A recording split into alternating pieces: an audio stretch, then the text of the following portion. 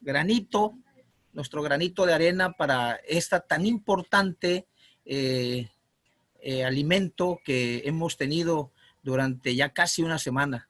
Pues bendito sea nuestro Dios que nos da la oportunidad de poder llegar a muchas personas, miles, digo yo, miles de personas que van a ver este mensaje, que han estado siguiendo las conferencias, mensajes grabados, gracias a Dios, y que va así a retransmitir a otras personas. Y Dios quiera que los mensajes de todos nuestros hermanos en Cristo lleguen a muchas, a miles de personas en el mundo, y que los mensajes que se han estado exponiendo a través de el alumbrador cristiano con el tema general, y por su llaga fuimos curados, de acuerdo a Isaías capítulo 53, pues llegue en un momento preciso, que haya una sincronización entre las personas espiritualmente hablando, y que el mensaje de la palabra llegue en ese momento, penetre en el corazón de las personas, aún hermanos en Cristo, aún personas que aún no son cristianas, y sea el bálsamo refrescante al alma de las personas en todo el mundo, en todo el mundo. Dios quiera que eso se le logre. Y hoy, hermanos, estamos felices, estamos contentos porque nuevamente estamos participando con el tema que se me ha asignado, purificando el templo de Dios. Es interesante este tema, y esperamos en Dios que así es, porque así es la palabra de Él, es penetrante, que Dios use a su siervo para que pueda llegar al corazón de hermanos y de personas que aún no son cristianas. Purificando el templo de Dios, basado en Mateo capítulo 21, versículos 12 al versículo 17. Dice la palabra del Señor de esta manera. 21, 12 al 17. Y entró Jesús en el templo de Dios y echó fuera a todos los que vendían y compraban en el templo, y volcó las mesas de los cambistas y las sillas de los que vendían palomas, y les dijo: escrito está, mi casa, casa de oración será llamada, mas vosotros la habéis hecho cueva de ladrones. Leímos hasta el versículo 13, y el 14 dice: vinieron a él en el templo ciegos y cojos y los sanó. Y luego añade la palabra: pero los principales sacerdotes y los escribas, viendo las maravillas que hacía, y a los muchachos aclamando en el templo y diciendo: Hosana al hijo de David, se indignaron y le dijeron: ¿oye lo que estos dicen? Y Jesús les dijo: sí, ¿nunca leísteis de la boca de los niños y de los que maman perfeccionaste la alabanza? Y dejándolos, salió fuera de la ciudad a Betania y posó allí. Pues dice del verso 12 al versículo 13 que Jesús, cuando entra al templo de Dios, se aproximaba la Pascua. La Pascua era una de las fiestas solemnes del Antiguo Testamento que Dios había ordenado exclusivamente al pueblo de Dios. Entonces estaba próxima la fecha para la celebración de la Pascua. Entonces Jesús entra al templo, y ahí habían llegado miles de judíos de todo el mundo. Se daban cita en el templo para cumplir con esta fiesta solemne del Antiguo Testamento conocida como la Pascua. Entonces dice la Escritura que Jesús se encuentra con una sorpresa, una acción que los sacerdotes y que el pueblo judío estaba y habían caído en una corrupción, diríamos, no quería usar la palabra, en una corrupción, y aparte se habían corrompido, habían cambiado el sentido espiritual de la palabra de Dios por el asunto material. La adoración en el templo y el corazón de las personas, los judíos que llegaban ahí a adorar a Dios, había una adoración a Dios mecánica, hueca, falsa. Entonces, el impacto que produce en Jesús emocionalmente hablando es que se molesta porque dice que el templo lo habían convertido en un mercado. Ahí mismo se había permitido la venta de palomas, la venta de animales. Los cambistas se dedicaban a cambiar las monedas que traían los judíos de otros países para cambiarlas a la moneda actual o la moneda que estaba vigente en ellos. De tal manera que era una mercadería tremenda, una mercadería exagerada en el templo. Era un mercado. ¿Ha usted ido a algún tianguis? ¿Ha ido a un mercado? A lugares donde se vende de todo y el ruido, todos gritan y compran y hacen esto y aquello. Pues fíjense que algo semejante estaba pasando en el momento en que Jesús llega al templo. Era una mercadería exagerada, de tal manera que Jesús vuelca las mesas de los cambistas, de los que vendían palomas, se molesta. Y en Juan dice que con una cuerda los golpeó. No es precisamente la palabra golpeó, pero lo vuelca todo lo que estaba allí. El celo de la casa me consume, añade Lucas también.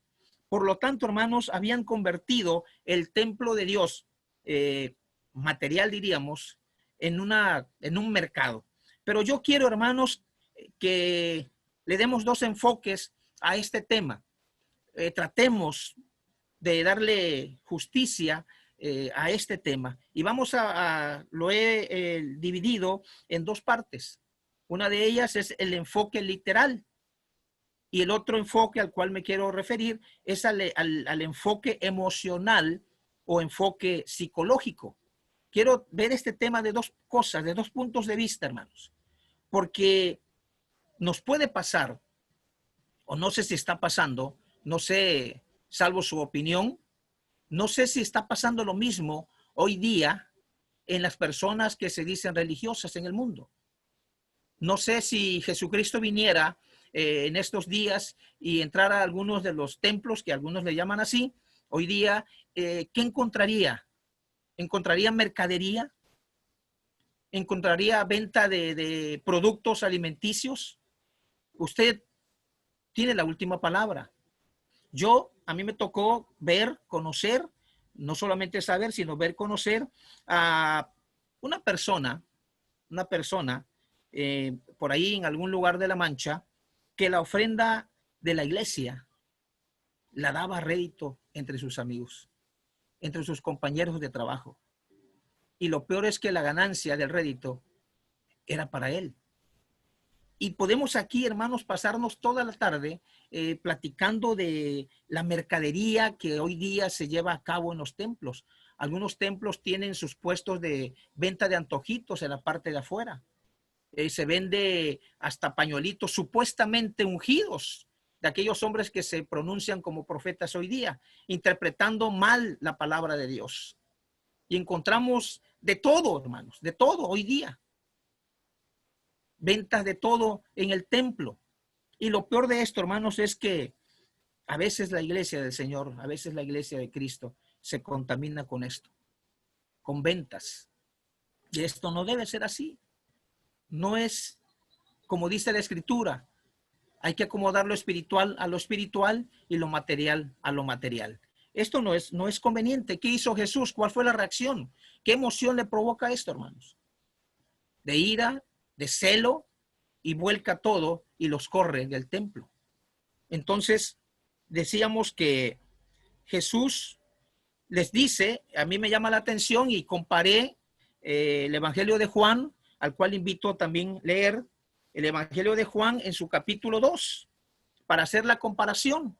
Ya ve que estos evangelios se ha conocido en hermenéutica como los evangelios sinópticos, porque los cuatro nos hablan del mismo tema y uno no publica algo, pero el otro sí, y el otro le agrega sí en el mismo tema, y eso enriquece nuestro conocimiento, eso alimenta más nuestra alma.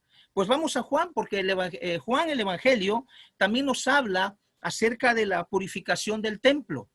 En esta ocasión Jesús, su celo, su molestia, su incomodidad, hace que purifica el templo, literalmente hablando. Entonces, pero Juan también nos habla acerca de esta purificación, pero le agrega algo, y esto es importante que nosotros lo tomemos en cuenta. Repito, Juan capítulo 2, versículos 18 al versículo 22. Dice así, Juan 2, 18 al 22. Los judíos respondieron y le dijeron, ya después que había hecho esto de haber purificado el templo, corriendo a los cambistas, a los vendedores de animales, etcétera, etcétera. Cabe mencionar, hermanos y amigos, que el templo, en los tiempos de Jesucristo, todo el mundo sacaba una ganancia económica, porque todos ganaban. Era un mercado, desde los sacerdotes hasta el más humilde vendedor en aquel entonces. Se había corrompido la adoración a Dios. Por eso era necesario hacer una purificación del templo, literalmente hablando. Era justo y era necesario ante Dios hacer esta purificación. Entonces Juan añade, ya después de que ha purificado literalmente el templo Jesús, en ese momento dice que los judíos, Juan 2:18, los judíos respondieron y le dijeron, ¿qué señal nos muestras ya que haces esto? Respondió Jesús y les dijo, destruid este templo y en 3 días lo levantaré. Fíjense ustedes, hermanos, dijeron luego los judíos, en 46 años fue edificado este templo y tú en 3 días lo levantarás. Es ilógico a la mente humana, pero lo que para el hombre es imposible, para Dios es posible. Pero fíjense ustedes lo que dice el verso 21, mas él hablaba del templo de su cuerpo. Él no hablaba del edificio físico o material al cual nos estamos refiriendo.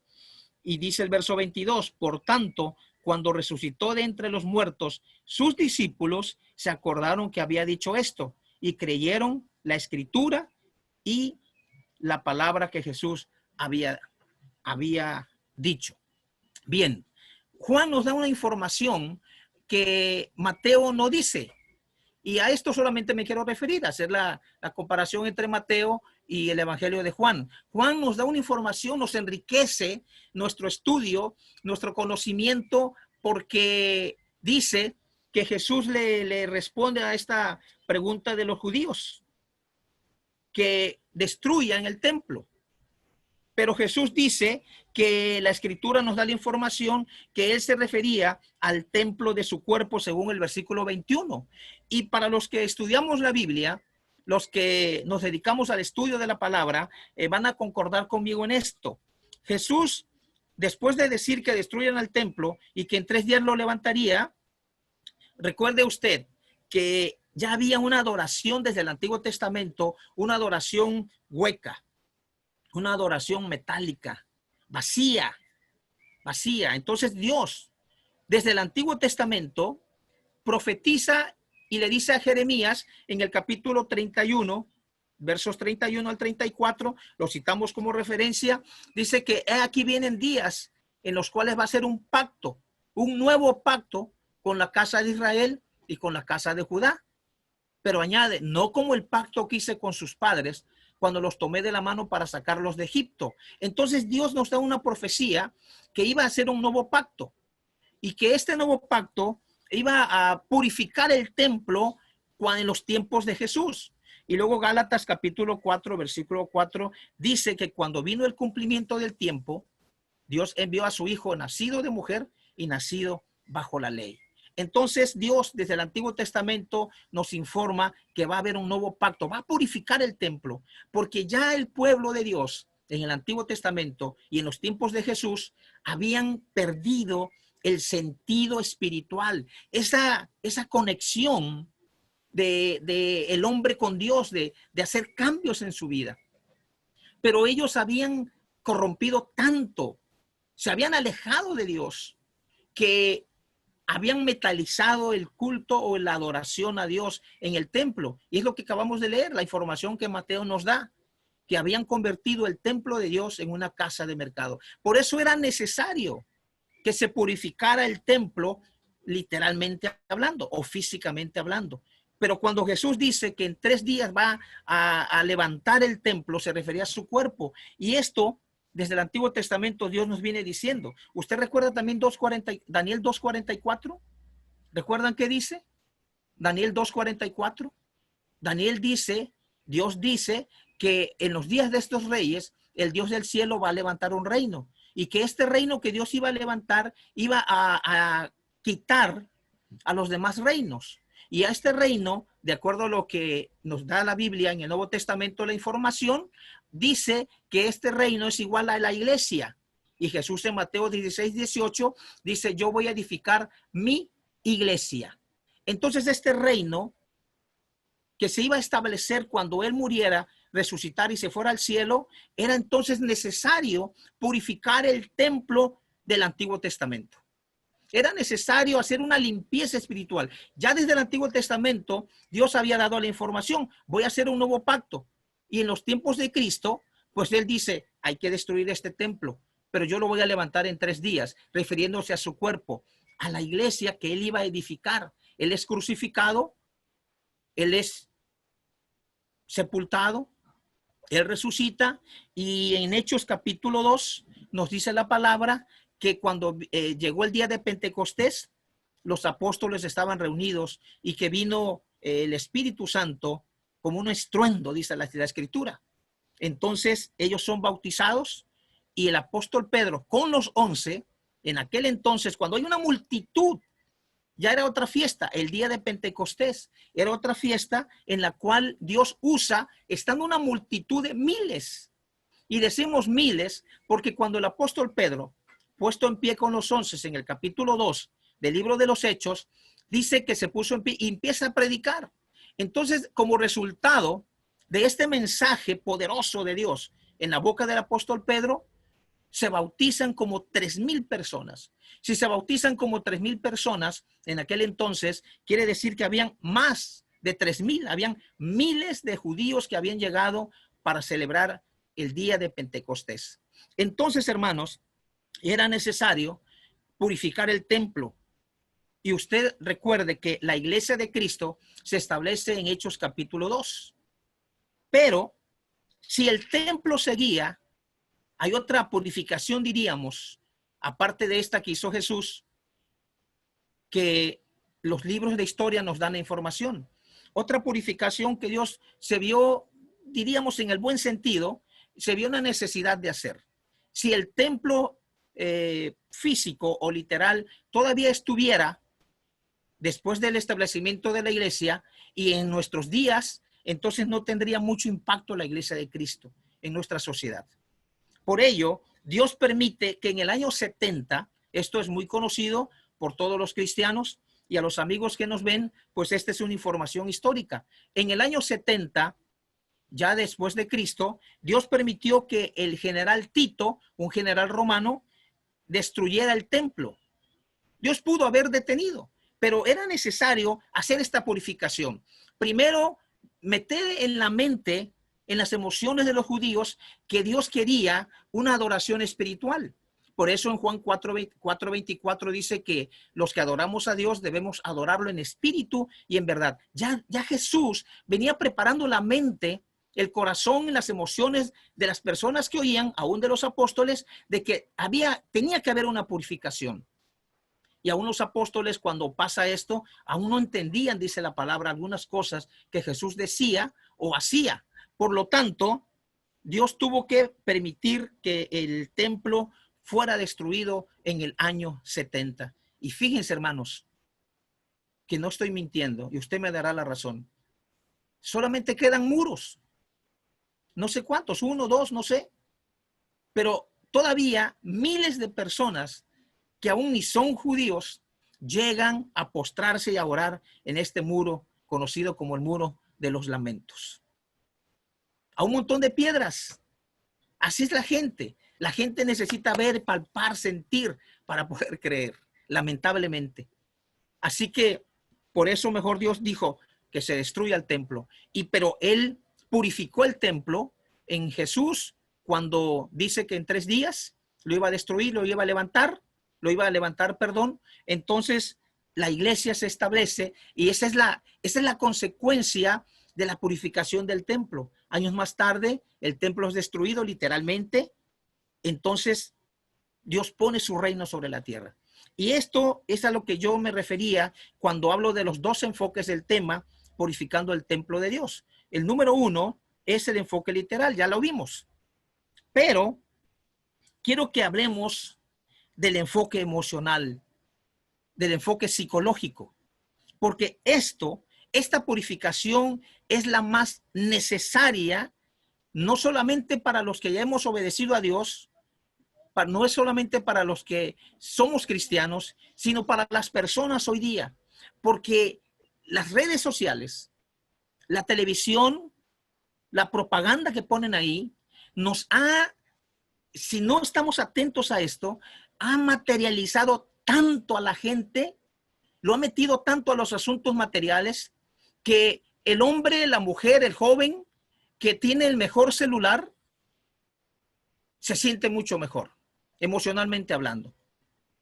Y la persona que tiene una mejor televisión, una mejor pantalla, se siente mucho mejor. Es decir, nos han estado vendiendo una propaganda para referirse al asunto material y nosotros la hemos comprado. Y esto a veces se ha filtrado en el corazón de los cristianos. Y ahí, hermanos, empieza entonces un problema espiritual en nuestra relación de nuestra vida para con Dios. Porque creemos que el que tiene más posesiones, porque creemos que el que tiene lo mejor, entre comillas, en este mundo, está mucho mejor. Y no es así. La abundancia la riqueza del hombre no consiste en los bienes que posee, sino el que tiene a Dios en su corazón. Entonces quiero hablar del enfoque emocional, del enfoque psicológico, porque esto ha hecho daño, hermanos. Necesitamos, al hacer este análisis, hacer un análisis, un autoexaminarnos para ver si necesitamos una purificación de nuestro templo. Pero dice la Escritura, Primera de Corintios, capítulo 3, Primera a los Corintios, vamos a leerlo, Primera a los Corintios, capítulo 3, versículo 3, capítulo 3, versículo 16, nos dice la Escritura de esta manera. Y este es un texto que usted ya conoce. Y no quiero citarlo así nada más, sino quiero que lo leamos para que usted vea que es la palabra del Señor que nos está enseñando. Primera a los Corintios, capítulo 3, versículo 16. Entramos al segundo punto, al segundo enfoque del tema, purificando el templo de Dios. Ya vimos el literal o el material, ahora vamos al enfoque emocional o psicológico. Cuando hablamos entonces de purificar, hablamos también de cambios, hermanos. Y ahorita explicamos esto después de leer Primera a los Corintios, capítulo 3, versículo 16, que dice, no sabéis que sois templo de Dios. ¿No sabéis que sois templo de Dios y que el Espíritu de Dios mora en vosotros? Entonces el templo literal fue destruido en el año 70. Pero ahora, cuando una persona viene a Cristo y son borrados sus pecados, cuando una persona se convierte al Evangelio y permanece fiel, dice la Escritura que nuestro cuerpo es el templo del Espíritu Santo de Dios. Entonces, a esto es lo que le debemos nosotros dar más énfasis, no al asunto material o literal. Porque, repito, se nos ha vendido tanta propaganda de el que tiene lo mejor, está bien, y lo hemos comprado, lo hemos aceptado, y no debe ser así en los cristianos. Nuestro cuerpo, y descuidamos lo espiritual. Ahí es donde radica el problema. Entonces, necesitamos hacernos la siguiente pregunta. ¿Necesitas purificar tu templo? Si tu cuerpo es el templo de Dios y en él habita el Espíritu Santo, entonces necesitamos hacer un análisis. Necesito yo, como hijo de Dios, necesito yo como persona que creo solamente en Dios, pero no le he obedecido, necesito purificar mi templo, es decir, mi cuerpo, lo interno, el yo interno, porque no solamente estamos hechos de materia, no solamente nuestra vida es el cuerpo, sino que hay un ser espiritual dentro de nosotros. Por lo tanto, hermanos, tenemos que preguntarnos, y hago énfasis en esto, ¿necesito yo purificar mi cuerpo? Necesito hacer como hizo Jesús con mi cuerpo, con mi templo, no pensar en los demás, porque eso ha sido un problema. Eso ya lo dijo y lo corrigió Jesús. No fijarnos en la paja de nuestro hermano. No fijarnos, amigos, en la paja de mi vecino, de mi compañero de trabajo, sino fijarme en mí. ¿Necesito yo purificar mi cuerpo, mi templo espiritual, el cual es mi cuerpo? Porque eso dijo Jesús. No te fijes en la pequeña paja de tu hermano, sino analiza y checa tu viga que tienes enfrente de tus ojos. Entonces, ¿necesito yo purificar mi cuerpo espiritual, ya siendo cristiano? Si hablamos de purificación, entonces hablamos de cambios, porque no puede haber una purificación sin una meta, sin algo después de lo que sigue. ¿Qué sigue después de una purificación? Cambios, hermanos. Cambios, amigos. El agua en algunas ciudades, no voy en contra de nada, el agua sale sucia. Quizá usted lo ha visto en televisión, donde hay gente que se queja y muestra el agua que ellos envasan de la llave. Y dice, miren cómo sale el agua. Y es chocolate. Es un agua sucia. Entonces, dice, pues hay que purificarla. Y hay empresas que se han dedicado a esto, a la purificación del agua, y la pasan por diferentes procesos. Vi la otra vez un documental de hace un par de años de Estados Unidos, que el agua de drenaje, hermanos, esto es increíble, amigos, el agua del drenaje, agua sucia, ya olvídese si el agua de la llave sale chocolate, agua de drenaje. Ellos han llegado a varios sistemas de purificación de esa agua, que cuando llega a la llave de las personas, pueden servirse de la llave y tomar esa agua.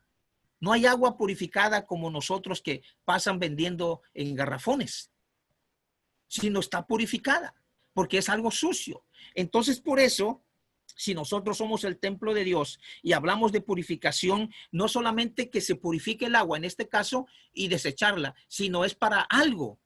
La purificación sirve de algo. Hay algo más, hay algo que sigue después. Entonces, lo que sigue después de una purificación son cambios. Cambios. Esto es lo que está dañando al cristianismo hoy día. Esto es lo que está dañando, y con todo respeto y con la mejor intención del mundo, está dañando la vida de muchos cristianos y de la iglesia del Señor en diferentes lugares. Cambios. Tenemos que hacer cambios en nuestra vida espiritual. Y eso es lo que cuesta trabajo. Eso es lo que son patrones de conducta que venimos trayendo desde la niñez. Decía por ahí un psicólogo, es un chip.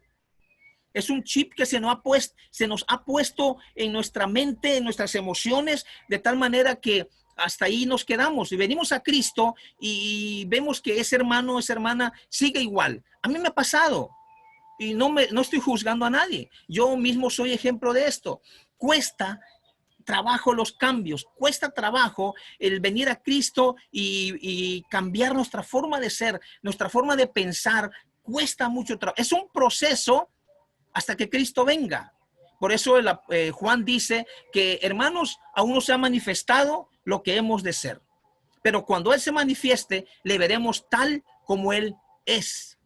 Entonces, la vida cristiana es un proceso de cambios.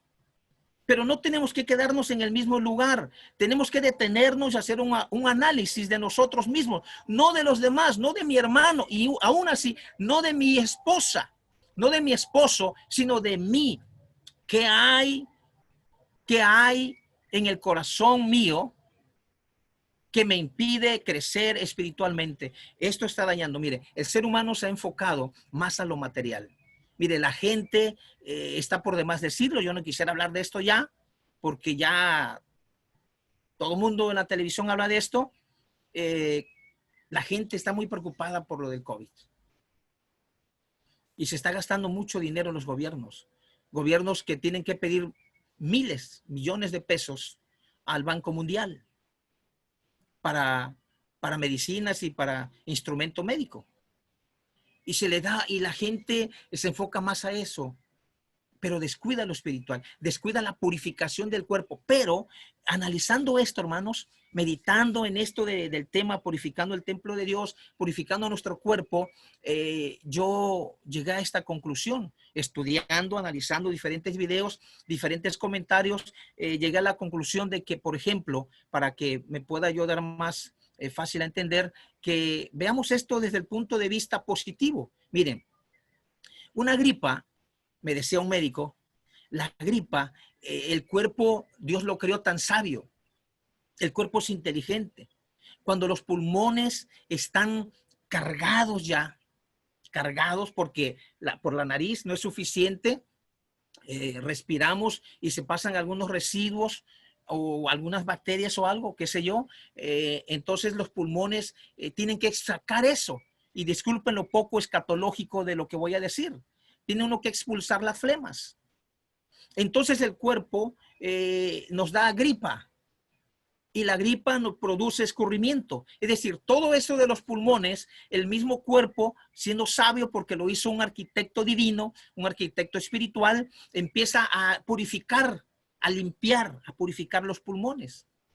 Entonces, en algunos lugares, en algunos estados, la gripa se toma medicamento y se corta.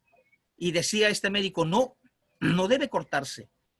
Estás cortando el proceso de purificación de tu cuerpo. Lo que tu cuerpo está haciendo con tus pulmones, de purificártelos, de limpiártelos, tú le estás diciendo que no. Al tomar medicamentos que te corten rápido la gripa. Debes tomar mejor medicamentos que te ayudan a expulsar todo lo que tienes en tus pulmones. Y es cierto esto, hermanos, amigos. Entonces, si vemos esto, las enfermedades, de las purificaciones, entonces del punto de vista positivo, es bueno hacer una purificación del templo, pero del templo espiritual. Si el mismo cuerpo, Dios lo creó así, físicamente hablando, médicamente hablando, hermanos, para limpiarnos interiormente, entonces es justo y es necesario que espiritualmente, emocionalmente también lo purifiquemos nosotros. ¿Lo creemos así? Pues miren, en los seres vivos, plantas, animales, aún nosotros mismos, los seres humanos, sobrevive, fíjense esto es algo importante, entre los animales, los humanos, sobrevive el que mejor se adapta a los cambios, el que permite la purificación y los cambios en su proceso. Entonces, repito, entre los animales y entre ellos los seres humanos, sobrevive el que mejor se adapta a los cambios. Y tengo un ejemplo de esto. Hechos capítulo 16, versículo 25. Hechos 16, 25. Les llevo en el pensamiento a esto. Hechos 16, 25, mientras usted la encuentra. Esta narración que cito es que a Pablo y a Silas, por estar predicando la palabra, los toman preso y los meten en el calabozo de lo último. Es tanta la desconfianza que no solamente los ponen en el último calabozo de aquella prisión, sino que les ponen un cepo. El cepo era una especie de madera donde ponían ya sea los pies y los cerraban Le ponían ahí un grillete o un candado, si así le queremos llamar, para que el preso no se escapara. Era una forma de cepo, pero había otro cepo que no solamente cerraban los pies o ponían los pies así, sino también las manos. Entonces, imagínense el cuerpo de la persona está doblado. ¿De qué tipo de cepo tuvo Pablo y Silas? No lo sé, no lo dice la Biblia, solo dice que les pusieron aparte un cepo de estar en la celda. Hermanos, ¿qué hizo Pablo y Silas a medianoche, según Dios nos informa allá en 16:25 del libro de los Hechos? Usted lo sabe, yo lo sé. Dice que a medianoche, orando Pablo y Silas, cantaban himnos a Dios y los presos le oían. Fíjese. Entonces estamos dando el enfoque emocional, el enfoque espiritual al tema purificando el templo de Dios. Pablo sobrevivió, a todas las cosas, a todos los acontecimientos de adversidades en su vida cristiana, en su proceso, en su lucha para llegar al cielo. Y él tuvo que adaptarse a los cambios. Dios, en todo su peregrinaje espiritual, lo venía purificando. Yo no sé en qué situación espiritual estás hoy día, hermano, en este momento. Oigo que se pide oraciones. Oigo que hay hermanos en diferentes países, aquí en México, diferentes estados, que están enfermos del COVID. Y lo lamento mucho, créanme que lo lamento, que la mamá del hermano Ricardo Barrera le alcanzó esta enfermedad. Y yo no sé si usted lo sepa, hermano, amigo, pero yo estuve enfermo del COVID. Estuve a punto de morir. Y yo tuve algo en mi vida, en mi momento. Yo me agarré de algo que Dios le llama fe. Y me acordé del texto de que sin fe es imposible agradar a Dios, Hebreos 11:6. Entonces, en la primera etapa, segunda etapa de esta enfermedad llamada COVID, lo único que tuve de alimento y de medicina, y Dios es testigo, fue mi fe en Dios. No tenía yo otra cosa más que mi fe en Dios. Todos los días, en cada momento, yo le oraba a Dios. Y Dios tuvo misericordia porque estoy hoy aquí, y lo cual yo estoy muy agradecido con mi Dios, porque Él fue el que me sacó adelante. Es cierto, ya después en la última semana de este proceso de enfermedad de COVID, fue que tuve que ir al médico. Ya la insuficiencia me mataba. Ya no tenía aire yo en mis pulmones. Yo sentía mi cabeza que me iba a reventar.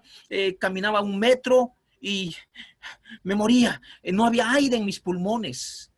Mi corazón sentía que a veces dejaba de latir por segundos. Y Dios decía, Dios mío, ¿en qué momento va a venir un paro cardíaco o un derrame cerebral, puesto que no le llega mucho oxígeno a mi cerebro? Pero mi fe estaba puesta en Dios. Hay mucha gente, hay muchos hermanos que hoy día están enfrentando esta enfermedad a la cual yo enfrenté. Y créeme, fue doloroso para mí. Pero yo decía, Dios, ten misericordia. Me adapté. No me peleé con esa enfermedad, sino dije, me voy a enfrentar y voy a enfrentarme, pero si Dios está conmigo. Si Dios va conmigo, lo voy a lograr. Y hoy estoy aquí. Y por eso, hermanos, le doy gracias a Dios. Estoy aquí, estoy feliz, estoy contento. Y algo más que quiero añadir, mi esposa estuvo a mi lado. No se tuvieron que ir o yo irme a otro lugar. Enfrenté esta enfermedad en casa, hermanos. Y si usted viera dónde vivo, es un huevito, decimos en México. Es chiquito. Y mi esposa a mi lado. Mis hijos.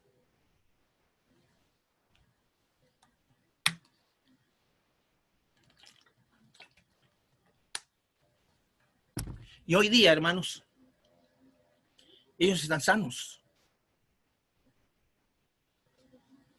mi esposa no presenta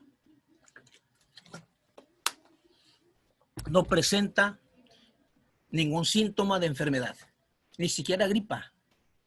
Mis hijos están afuera, están jugando, están corriendo, están haciendo travesuras. Y yo, miren, estoy aquí. Pero el poder vino de Dios. Entonces, yo siento que mi cuerpo necesitaba purificación, porque antes tenía dolores en el hígado, tenía dolores acá, tenía un montón de síntomas que yo no atendí. Entonces, a raíz de esto, después de pasar este asunto de enfermedad, empiezo a tomar medicamentos caseros, remedios caseros que me daban hermanas. Entonces, me siento bien, adelgacé, me siento mucho mejor. Es cierto, todavía hay cierto detallito que necesito purificar en mi cuerpo. Pero diríamos, hermanos, y no quiero minimizar a personas, hermanos, que están padeciendo esta enfermedad, que en este momento están padeciendo esto. No lo quiero minimizar. Sí es cierto, es doloroso. Si te agarras sin dinero por la cuarentena, has perdido el trabajo, no tienes un sueldo, es más desesperante, es cierto. Yo lo viví, te hablo por experiencia propia.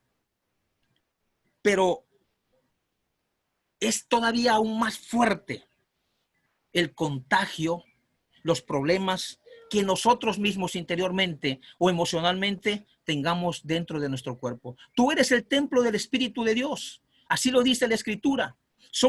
Nuestro cuerpo es el templo del Espíritu de Dios. Entonces, si hay cosas que hay que purificar, tienes que purificarla, tenemos que purificarla. Y no estoy hablando de pecados que son visibles y que el ser humano condena. No, estoy hablando de asuntos que tenemos que purificar dentro de nuestro corazón que hacen más daño a nosotros mismos, a la familia y a la iglesia, a nuestro prójimo. A eso me refiero. Por eso dos enfoques, el enfoque literal de este tema y el enfoque emocional o psicológico.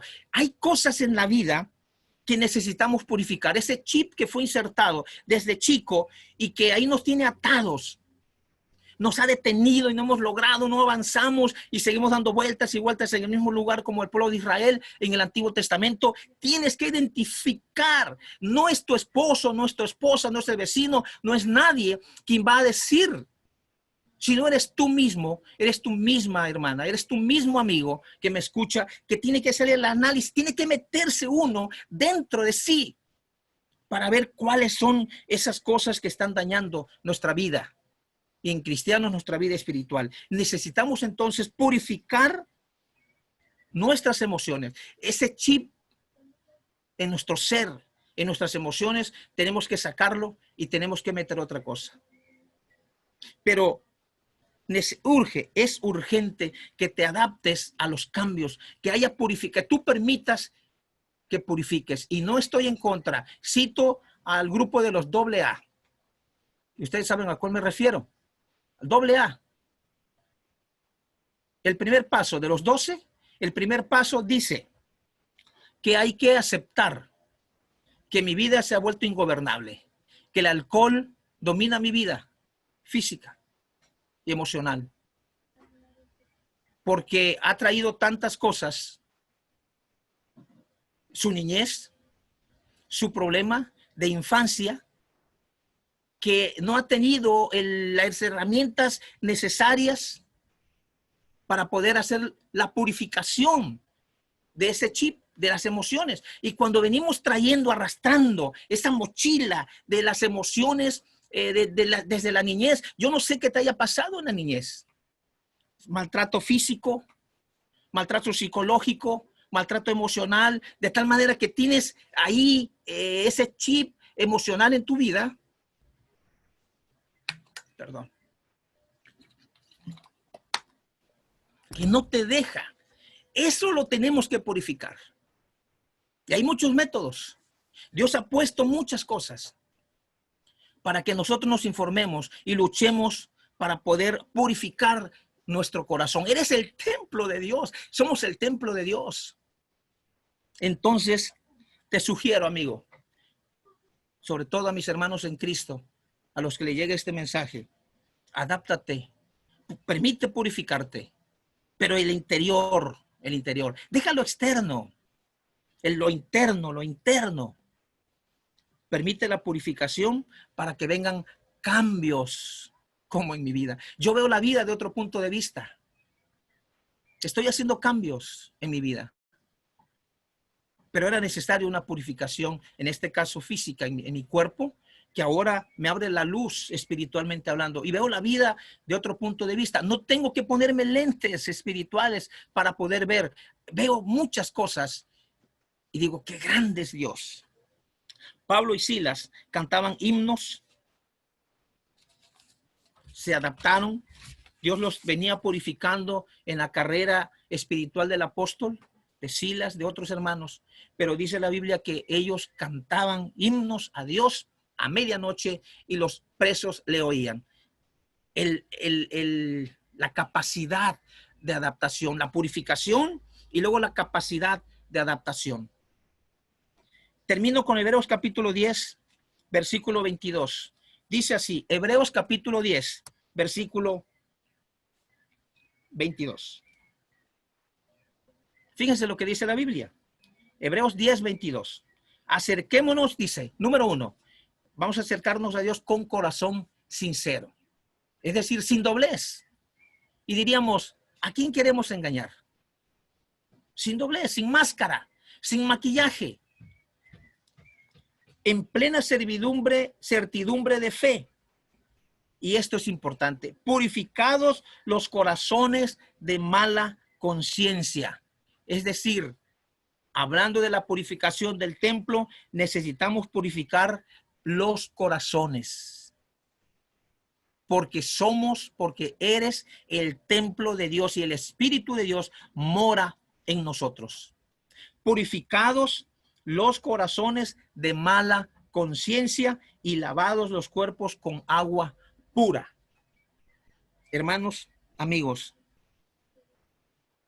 yo deseo de todo corazón que en la búsqueda de nuestra purificación espiritual, que en la búsqueda de los cambios, Dios nos dé la fuerza, tenga misericordia de Él, la siga teniendo, tenga misericordia de todos y que Él como misericordioso la tenga para con nosotros y nos ayude para poder encontrar la purificación, las cosas que hay que purificar en nuestra vida, que es lo que sí está dañando.